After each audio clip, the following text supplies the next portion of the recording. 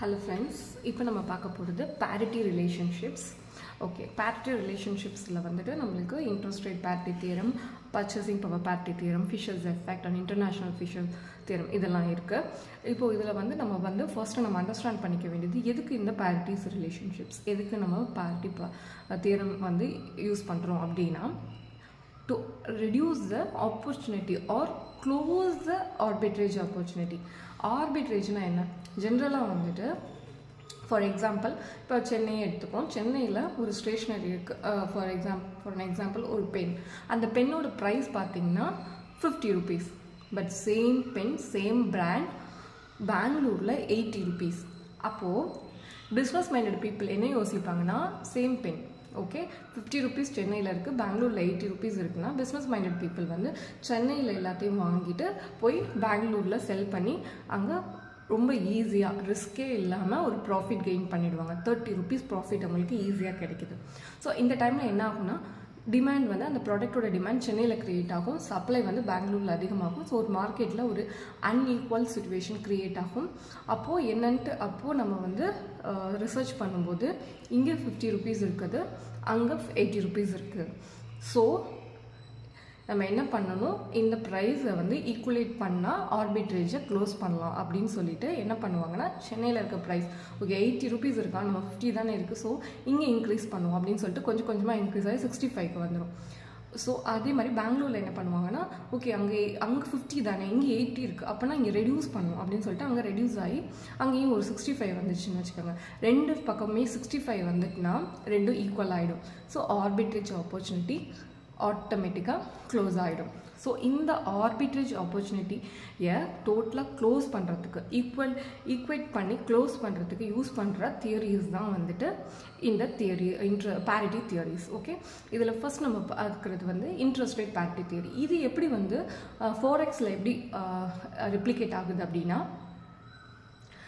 for example இந்தியால ஒரு interest rate இருக்கும் ஃபாரின்ல ஒரு இன்ட்ரஸ்ட் ரேட் இருக்கும் சோ என்னன்னா இந்தியால for example ஜப்பான் எடுத்துக்கோங்க இங்க இந்தியா ஓகே இந்தியால வந்துட்டு ஒரு இன்ட்ரஸ்ட் ரேட் வந்து ஒரு 7% இருக்கு ஆனா வந்து interest rate of Japan is 2% அப்படினா என்ன ஆகும்னா எல்லாரும் வந்து ஜப்பான்ல இருந்து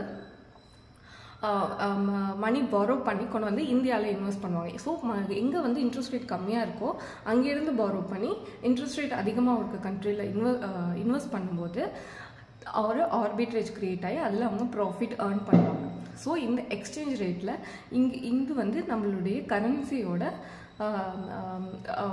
கரன்சியோட வேல்யூவை வந்து டெப்ரிஷியேட் பண்ணலாம் அப்ரிஷியேட் பண்ணும் இந்த மாதிரி ஓகேவா ஒரு கரன்சியோட வேல்யூல அது ரெப்ளிகேட் ஆகும் forex-ல எக்ஸ்சேஞ்ச் ரேட்ல அது ரெப்ளிகேட் ஆகும் சோ ஒரு அன்ஈக்குவல் சிச்சுவேஷன் கிரியேட் ஆகும் சோ இதனால நம்மளுடைய வேல்யூ ஆஃப் தி மணி வந்து டெப்ரிஷியேட் ஆகலாம் சோ இந்த மாதிரி ஆகும்போது இந்த ஆர்பிட்ரேஜ் ஆப்பர்சூனிட்டிஸை வந்து க்ளோஸ் பண்றதுக்காக உருவாக்கப்பட்ட தியரிஸ் தான் வந்து இந்த theories interest rate parity theories and purchasing power parity theory okay purchasing power parity தியரிங்கிறது வந்து இன்ட்ரெஸ்ட் ரேட்டை பேஸ் பண்ணி ஒரு கண்ட்ரிக்கும் இன்னொரு கண்ட்ரிக்கும் எடுக்கக்கூடிய இன்ட்ரெஸ்ட் ரேட்டை பேஸ் பண்ணி இருக்கக்கூடிய ஆர்பிட்ரேஜ் ஆப்பர்சூனிட்டிக்கு வந்து நம்ம யூஸ் பண்ணுற theorem interest rate party theorem அதே நேரத்தில் இன்ஃப்ளேஷன் ரேட்னா நம்மளுக்கு ஜென்ரலாக தெரியும் இன்ஃப்ளேஷன் மீன்ஸ் பணவீக்கம் அது எப்படி ஏற்படும் ஃபார் எக்ஸாம்பிள் ஒரு காலத்தில் பெட்ரோல் பார்த்தீங்கன்னா 100க்கு கம்மியாக இருந்தது அதே பெட்ரோல் ஒரு சுச்சுவேஷனில் பார்த்தீங்கன்னா 110க்கு மேலே கூட போச்சு ஓகேவா same petrol same product okay same quality same quantity same product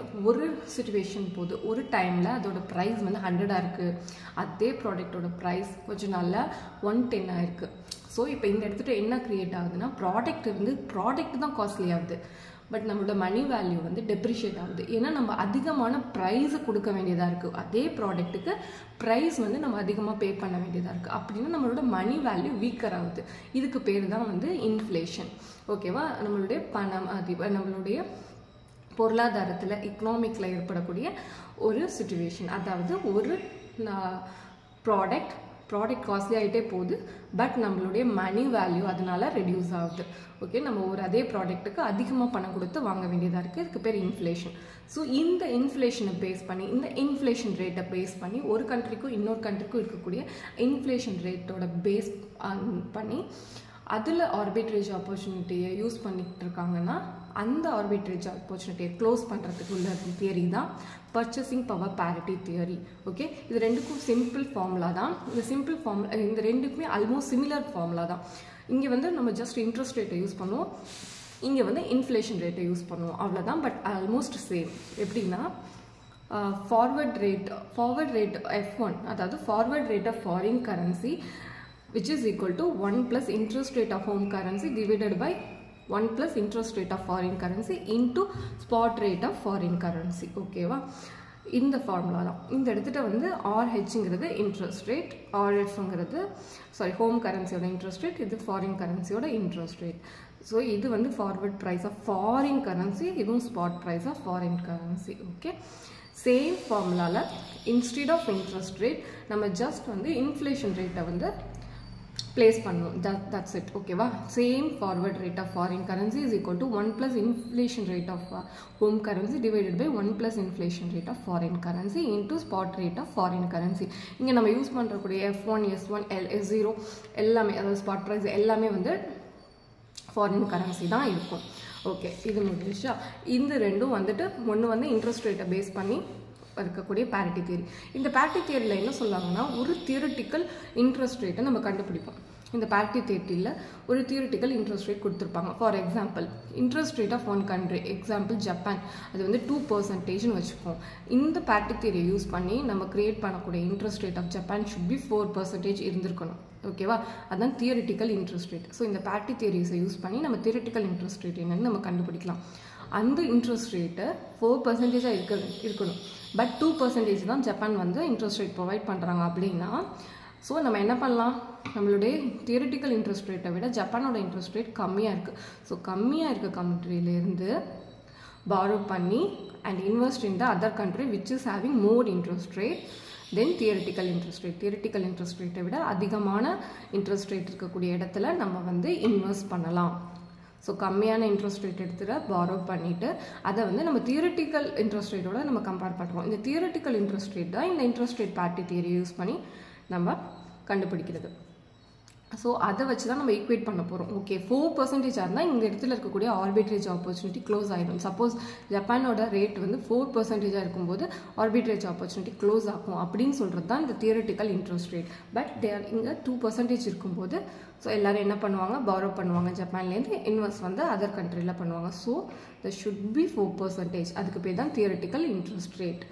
same applies for inflation rate. Okay, இதெல்லாம் நம்ம சம்ஸ் பார்க்கும்போது நம்மளுக்கு ஈஸியாக வந்து அண்டர்ஸ்டாண்ட் பண்ணிக்கலாம். இது வந்து பேசிக். ஓகே, அடுத்தது இன்டர்நேஷ்னல் ஃபிஷர்ஸ் தியரம்.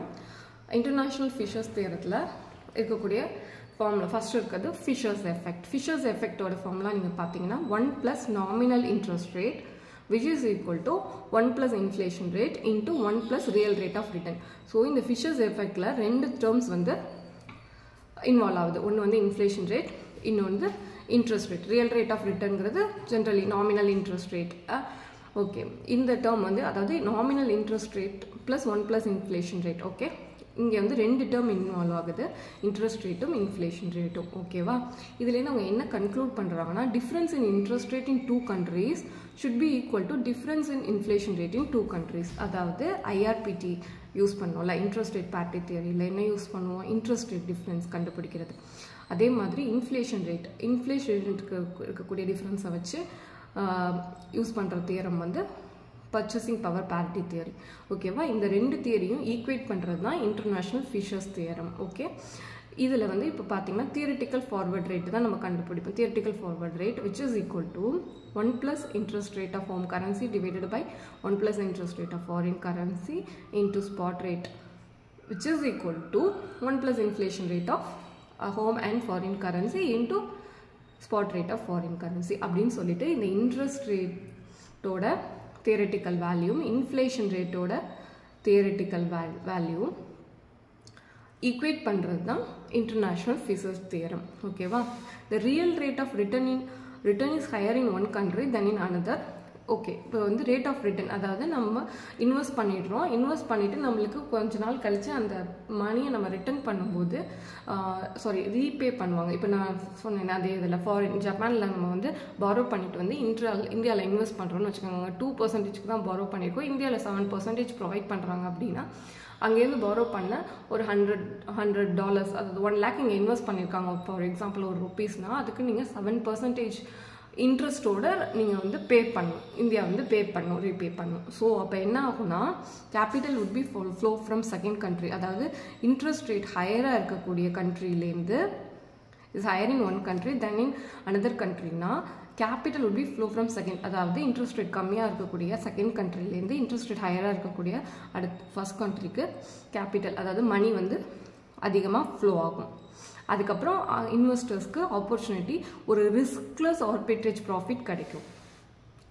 இந்த ஆர்பிட்ரேஜ் ஆக்டிவிட்டி எப்போ நடக்கும்னா ஈக்குவல்பிரியம் வந்து நம்மளுக்கு கிடைக்கிற வரையும், நான் சொன்ன மாதிரி 65 = 65 இந்த பென் ப்ரைஸில் சொன்னேன்னு கிடைக்கிற வரையும் நம்மளுக்கு ஆர்பிட்ரேஜ் ஆப்பர்ச்சுனிட்டி வந்து இருக்கும்.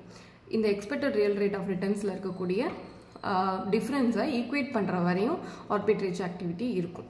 ஸோ இன்டர்நேஷ்னல் ஃபிஷர்ஸ் எஃபெக்ட் என்ன சொல்லுதுன்னா நாமினல் இன்ட்ரெஸ்ட் டிஃப்ரென்ஸ், அதாவது இன்ட்ரெஸ்ட் ரேட்டில் இருக்கக்கூடிய difference should be equal to expected inflation rate. Okay, expected inflation rate in 2 countries, 2 countriesக்கு இருக்கக்கூடிய இன்ட்ரெஸ்டோட டிஃப்ரென்ஸ் இஸ் ஈக்குவல் டு 2 countriesக்கு இடையில் இருக்கக்கூடிய இன்ஃப்ளேஷன் ரேட்டோட டிஃப்ரென்ஸ்க்கும் ரெண்டும் ஈக்குவல் அப்படின்னு வந்து ப்ரூவ் பண்ணுறது தான் இன்டர்நேஷ்னல் ஃபிஷர்ஸ் தியரம். அதோட ஃபார்முலா தான் இது. ஜஸ்ட் இது ரெண்டையும் நம்ம வந்து ஈக்குவேட் பண்ணுறது தான் வந்து இன்டர்நேஷ்னல் ஃபிஷர்ஸ் தியரம். ஸோ இதுதான் வந்து இதில் இருக்கக்கூடிய ஃபார்முலாஸ்.